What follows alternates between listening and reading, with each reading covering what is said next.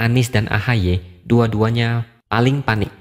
Yang satu kebelet jadi presiden, yang satu lagi tidak tahu diri tapi ngotot mau jadi wakil presiden.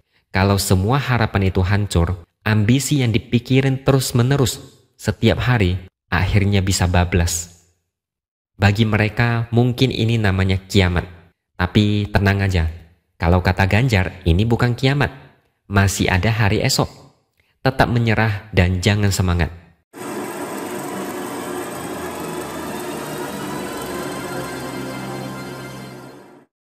Halo, bertemu lagi dengan saya X Hardy di Opini Seward. AHY sedang dilanda cemas dan was-was. Partai Demokrat sempat mau dikudeta ketika sejumlah kader partai menggelar kongres luar biasa di Deli Serdang pada 5 Maret 2021 lalu. Hasil dari KLB itu adalah menetapkan Muldoko sebagai Ketua Umum Demokrat. AHY langsung panik, mau nangis, bahkan menyeret-nyeret pemerintah karena Muldoko adalah orang istana. AHY yang saat itu masih seumur jagung sebagai Ketua Umum Demokrat jadi kalap dan enggak bisa tidur nyenyak. Dan terjadilah sengketa, masing-masing bertahan dengan pendirian. Dua kubu akhirnya bertarung di pengadilan. Hasilnya pada 3 Oktober 2022, Mahkamah Agung menolak kasasi kubu Muldoko. AHY bisa bernapas dengan lega. Tapi itu tidak berlangsung lama karena badai lain sedang menuju ke arah AHY. Ternyata kubu Muldoko mengajukan peninjauan kembali atau PK pada tanggal 3 Maret 2022 lalu, tepat 1 hari setelah Demokrat resmi mengusung Anies. Artinya kubu Muldoko masih belum mau mengaku kalah dan AHY masih belum bisa 100% aman karena bisa saja PK itu dikabulkan. Makanya AHY kembali panik. AHY bilang tujuan Muldoko mengajukan PK sangat berkaitan dengan upaya menggagalkan pencapresan Anies sebagai calon presiden. Selain itu, upaya ini adalah untuk menggagalkan koalisi perubahan. Ingat, satu partai keluar dari koalisi perubahan, maka koalisi ini langsung bubar karena tidak cukup suara untuk mengusung seorang capres. Artinya Anies bakal jadi penonton di Pilpres 2024. AHY mulai ketakutan. AHY takut kehilangan apa yang selama ini digenggam dengan mudah berkat bantuan SBY. PK bisa membalikkan keadaan. Anggap saja 50-50, 50-50. Makanya AHY mulai ngomong enggak jelas. Narasinya mulai ngawur, membabi buta menembak ke semua arah. Salah satunya adalah mengatakan PK dapat memunculkan intervensi politik di ranah yudikatif. PK bisa menjadi bagian dari ruang gelap peradilan.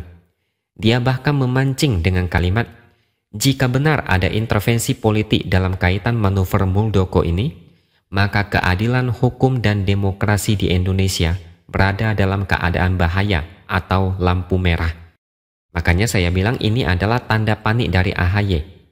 Belum apa-apa, udah berprasangka buruk dengan PK. Model panik seperti ini sangat mirip dengan dulu saat AHY marah-marah karena Demokrat mau diambil alih oleh kubu Muldoko. AHY banyak menunjuk kambing hitam, termasuk Jokowi yang juga diseret-seret, padahal itu bukan urusan Jokowi. Padahal kalau kita pakai logika, mengajukan PK itu adalah sah dan sesuai aturan dan undang-undang. PK itu diatur oleh Konstitusi Indonesia dalam mendapatkan kepastian hukum. Sama seperti terdakwa yang divonis oleh hakim, lalu enggak terima dan mengajukan banding.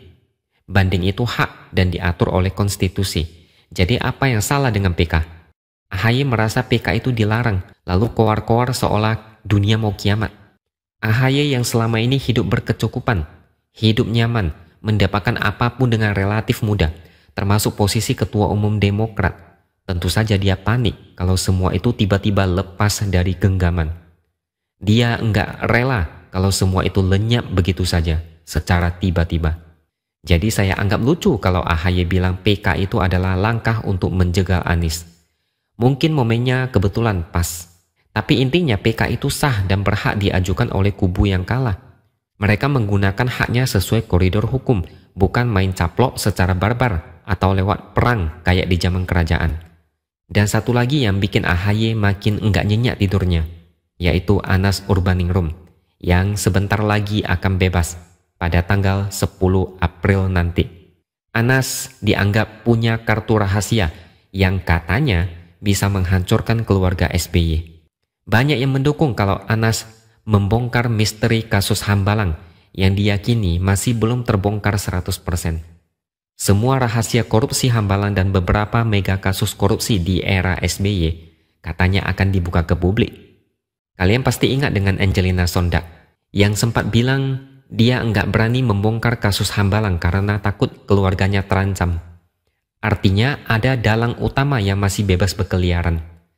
Bisa jadi yang masuk penjara ini cuma pion atau pihak yang dikorbankan.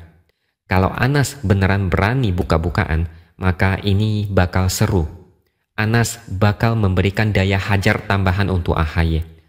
Sama seperti Antasari yang pernah lempar bom politik tepat 1 hari sebelum hari pemilihan gubernur DKI Jakarta yang bikin AHY langsung KO di putaran pertama.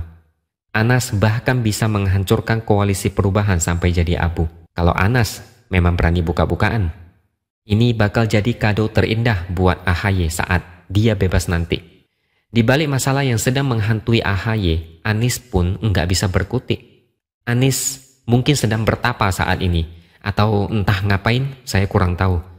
Sejak isu timnas Israel, Anies nggak komentar apapun. Sampai saat ini pun Anies masih diam 1000 bahasa. Mungkin Anies ikutan panik, merasakan apa yang dirasakan AHY. Kalau Demokrat berhasil direbut oleh kubu Muldoko, udah pasti koalisi perubahan bubar dan Anies pulang kampung. Kalaupun bisa bertahan, katakanlah PK ditolak, Anies bakal bikin AHY nggak bisa nyenyak. Bobroknya era SBY mungkin akan terbongkar. AHY, Demokrat, dan Anies semua ikut kena getah. Anies ikutan kecipratan joroknya. Dan jangan lupa juga, Nasdem juga sedang di ujung tanduk gara-gara isu yang menimpa Menkominfo, Johnny Plate.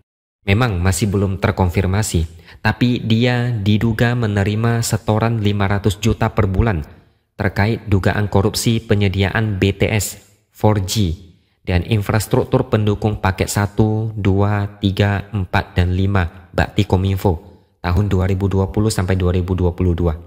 Jadi kita lihat saja nanti gimana kelanjutannya. Tapi kalau dugaan tersebut benar, maka Nasdem bakal habis. Nasdem habis, maka Anies juga habis. Anies kayak diusung partai-partai yang bermasalah. Masyarakat pasti bakal ilfil dengan Anies. Dari dulu, banyak yang menduga kalau koalisi perubahan sebenarnya tidak solid. Banyak masalah. Tapi makin dilihat, kayaknya memang benar. Banyak badai-badai yang sedang menimpa koalisi ini. Masih ada setengah tahun sebelum fix soal capres-cawapres untuk pemilu nanti. Tapi setengah tahun ini pasti ada banyak kejutan-kejutan yang kadang tidak terduga. Kalaupun nanti koalisi perubahan bernasib layu sebelum berkembang, ya bagus juga sih. Jadi Anies nggak usah nyapres lagi.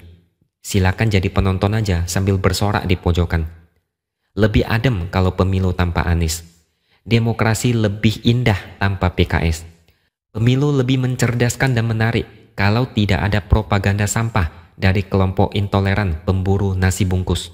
Nggak ada politisasi agama, nggak ada politik identitas, nggak ada promo kafling surga murah meriah, nggak ada ancaman neraka. Negara ini lebih baik dan adem tanpa mereka.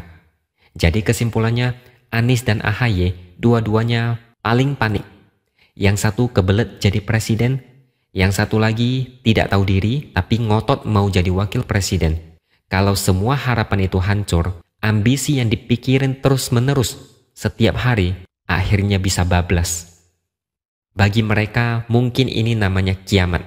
Tapi tenang aja, kalau kata Ganjar ini bukan kiamat, masih ada hari esok. Tetap menyerah dan jangan semangat.